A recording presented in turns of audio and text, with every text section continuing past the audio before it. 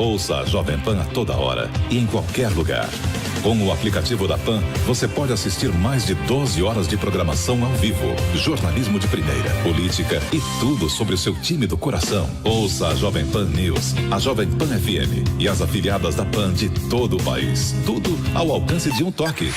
Baixe agora. É o do ícone vermelho, disponível para todos os smartphones.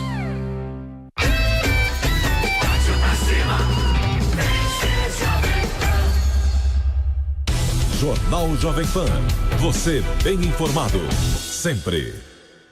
O mercado financeiro está registrando muita volatilidade hoje, mas com um comportamento mais negativo. A Bolsa já teve momentos aí de queda muito mais acentuada, a queda passou dos 2%, o dólar já avançou bem mais, agora ele sobe 0,32%, a cotação de venda do comercial está em R$ 3,637, Bolsa caiu 1,96%, as ações da Petrobras já chegaram a cair 14%.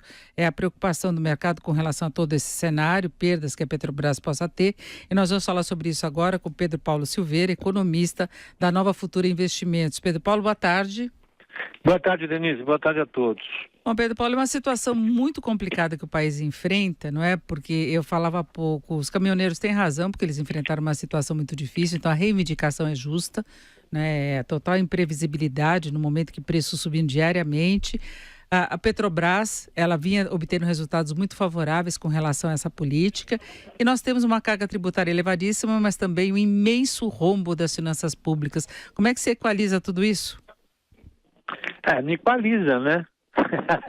Alguém vai ficar descoberto, é isso. A sua exposição foi brilhante, né? É difícil somar todos os interesses e achar que existe uma soma que seja zero, né? Fica tudo equilibrado. É difícil, não tem como fazer isso. O que nós temos que discutir de verdade é quem paga a conta, né? Sempre é essa a questão. Nós temos um momento com um déficit público aí beirando a 200 bilhões de reais, um pouco mais, um pouco menos. Uma eleição que deve acontecer daqui mais ou menos 4 meses. E o petróleo a 72, 71 dólares, dependendo do dia, o barril, e o dólar que saiu de 3,20 para 3,60. Né? São eventos bem objetivos, aí não tem muito o que discutir. Então, os caminhoneiros já disseram, nós não queremos pagar essa conta. Então, estão lá reivindicando algum tipo de ação no sentido de reduzir o preço. Mas, se você levar em consideração que o dólar saiu de 3,20 para 3,65, digamos, e que o petróleo subiu lá fora de 60 dólares no começo do ano para 72 dólares agora, você já tinha um forte aumento. Ele chegou a 80, né, Pedro Paulo? Pois é, eu estou pegando o WTI, que é uma modalidade. O Brent chegou perfeito. É que eu acompanho sempre por ele, porque é o que influencia mais aqui o da Petrobras, na minha opinião. Então, mas interessa. O fato é que chegou, de fato, a esses 80, foi uma alta muito forte e em algum momento chegou na bolsa de todo mundo.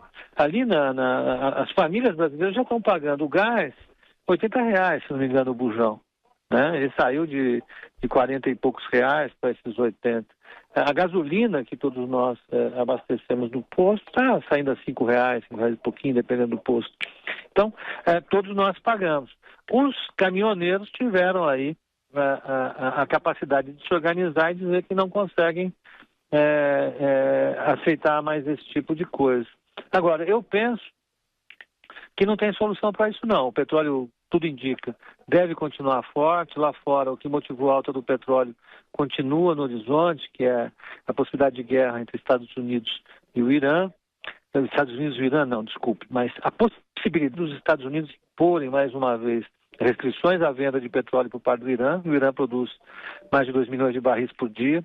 A Venezuela também pode entrar nesse cenário, e ela é uma grande produtora de petróleo. E como o mercado de petróleo está muito seco, vamos dizer assim, a oferta está muito colada na demanda, qualquer interrupção dessa na oferta produz um forte aumento de preço. Então, aí você tem uma fonte de alta ou do mínimo de manutenção dos preços. E eu acho que o dólar lá fora vai continuar muito forte em relação às outras moedas, porque a taxa de juros vai continuar subindo. E aqui a gente tem o processo eleitoral, outra coisa que deve puxar o dólar para cima. Então, qualquer que seja a ação que o governo faça para atender aos interesses específicos dos caminhoneiros, eu tenho a impressão de que a chance de que daqui a um mês, esse vício seja zerado por novas altas ou do dólar, ou do petróleo, ou de ambos ao mesmo tempo, pode acontecer novamente. Então, essa tentativa de acomodar os interesses dos caminhoneiros já terá ido para o ralo.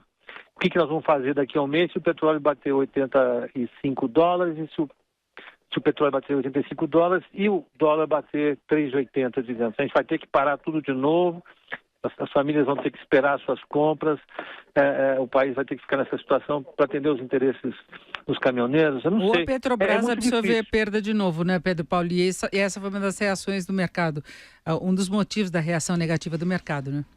Exato.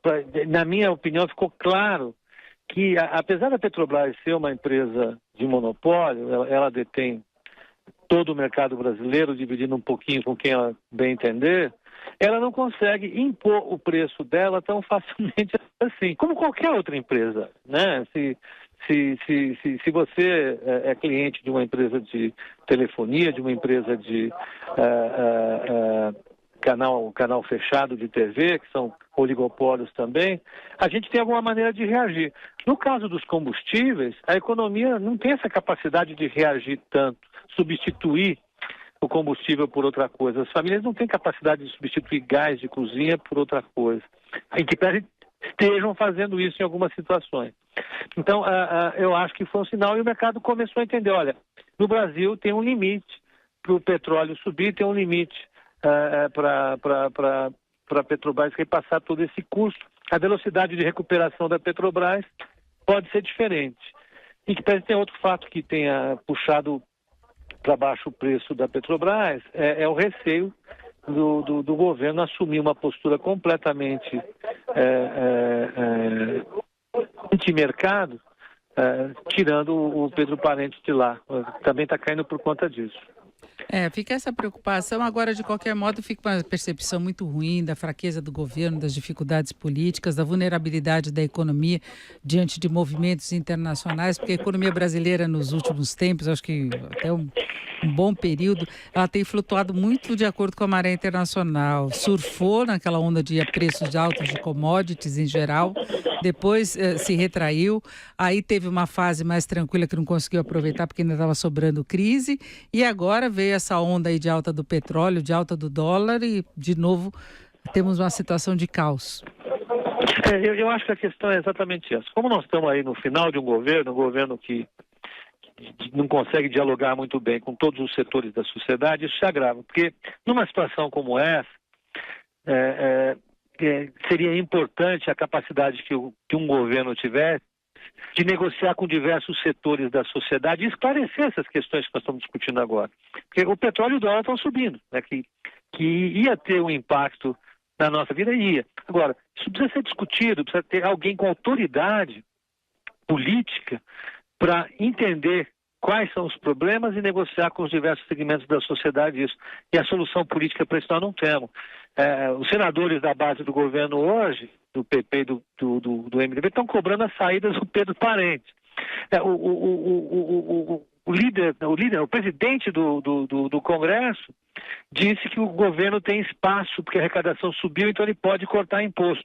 Agora, nós estamos num déficit público de R$200 bilhões, nós estamos exigindo da sociedade um sacrifício enorme para zerar esse déficit, e agora a gente vai começar a cortar imposto sem discutir com ninguém. Então, essa possibilidade de mediar politicamente essa situação que é conflituosa, que não tem um equilíbrio muito fácil, muito trivial, seria de um governo. E esse governo, assim parece, vai ficando provado, ele está realmente no fim, ele está aí esperando as eleições para a gente achar uma solução para isso. Mais ou menos o que nós tivemos na época do Sarney, né? Do Sarney, exatamente. Isso aí é bem o que está acontecendo. Já perdeu a capacidade, o governo deve encerrar, vão apostar no próximo, para ver se esse tipo de questão pode ser negociada, que é o que deveria ter sido feito, né? Ter negociado com as famílias que estão pagando o gás mais caro, com os usuários de automóveis que estão pagando a gasolina mais caro e com os caminhoneiros que estão pagando o diesel mais caro. Alguém precisava negociar politicamente essas questões, e esse líder nós não temos hoje. De verdade, precisa ser encontrado nessa eleição. Tá certo, vamos continuar acompanhando. Nós ouvimos o Pedro Paulo Silveira, que é economista da Nova Futura Investimentos. Pedro Paulo, muito obrigada, uma boa tarde. Boa tarde, até logo.